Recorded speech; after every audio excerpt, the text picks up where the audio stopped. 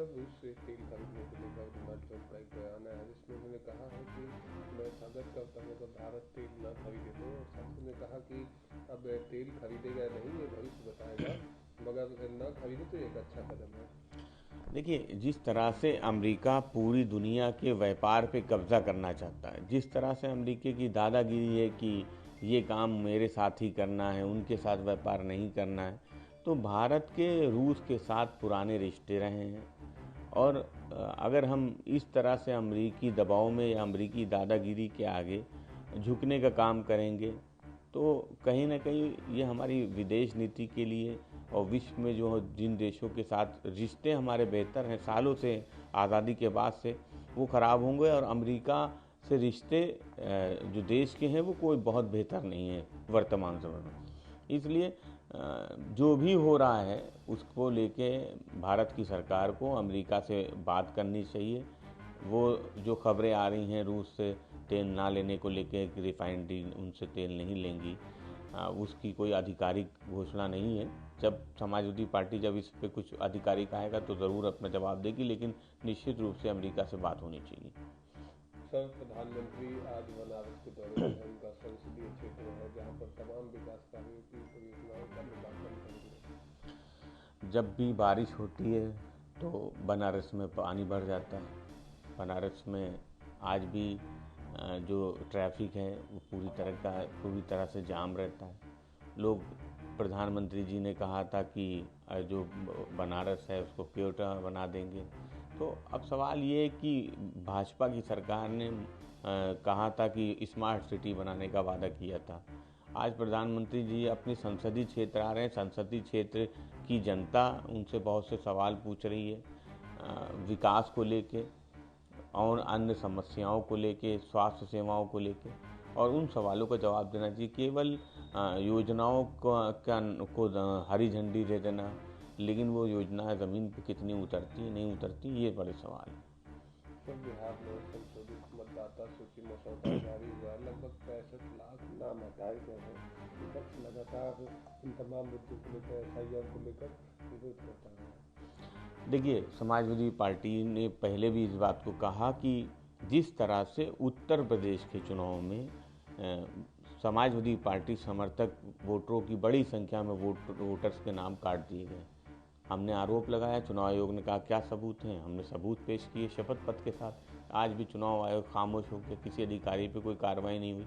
और अब बिहार में एसआईआर के नाम पे जिस तरह से लाखों वोटर्स के नाम काट दिए गए, निश्चित रूप से ये पीड़ित समाज के वोटर्स होंगे जिन कहीं ना कहीं भारतीय जनता पार्टी की साजिश इसके पीछे होगी। क्योंकि हर चुनाव में भारतीय जनता पार्टी की रणनीति कुछ और होती है चुनाव लड़ने की। चुनाव आयोग के साथ मिल के उस पर काम करते हैं। और अब जिस तरह से इतनी बड़ी संख्या में वोटर्स के नाम काटे गए हैं, निश्चित रूप से उनको सार्वजनिक किया जाना चाहिए कि किन वोटर्स के नाम को काटा गया है।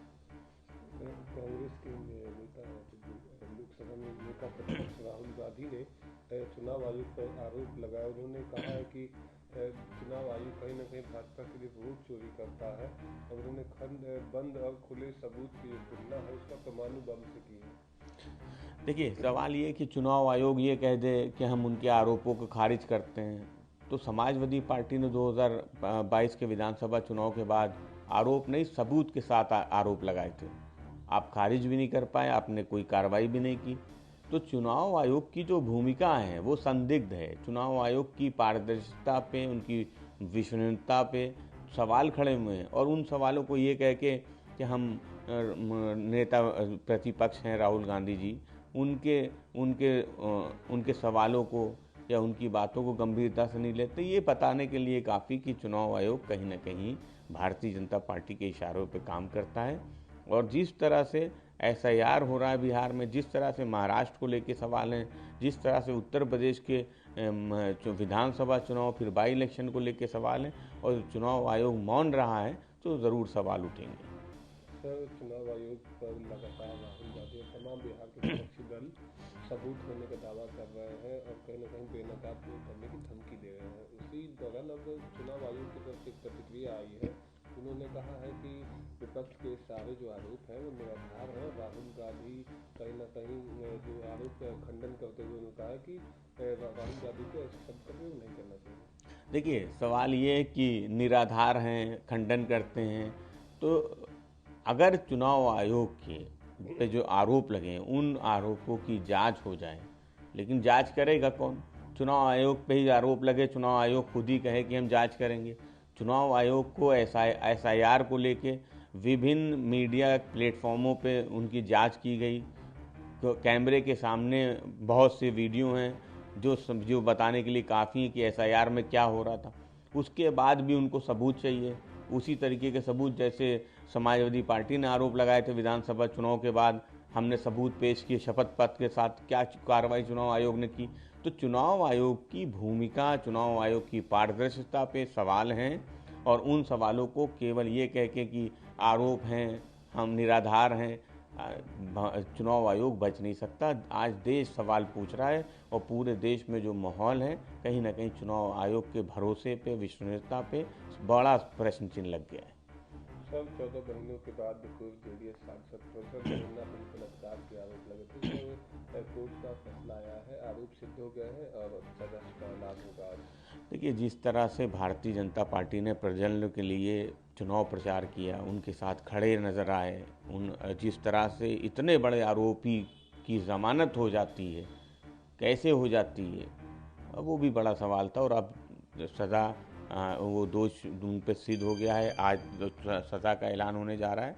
तो समाजवादी पार्टी समझती है कि न्याय होना चाहिए, जिनके साथ अन्याय हुआ है आज माननीय न्यायालय द्वारा उस पर न्याय किया जाएगा।